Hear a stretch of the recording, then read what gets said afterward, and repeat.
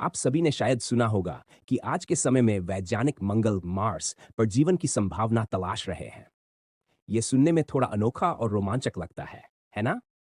लेकिन क्या आपने कभी सोचा है कि क्यों हम एक और रहने लायक ग्रह की तलाश कर रहे हैं?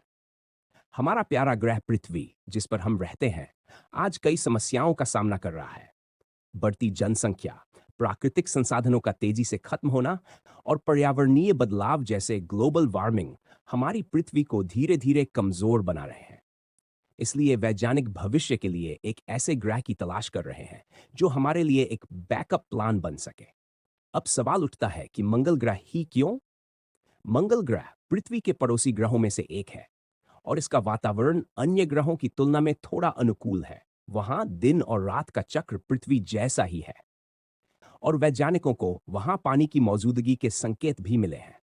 पानी किसी भी जीव के जीवन के लिए सबसे जरूरी चीज है। यही कारण है कि मंगल पर जीवन की संभावना को लेकर बहुत सारी रिसर्च हो रही है। लेकिन दोस्तों, यह काम इतना आसान नहीं है। हमें मंगल को रहने लायक बनाने के लिए बहुत मेहनत करनी होगी। वहां का वातावरण हमारे लिए अभी भी बहुत कठिन है। वहां ऑक्सीजन की कमी है और तापमान बेहद ठंडा है।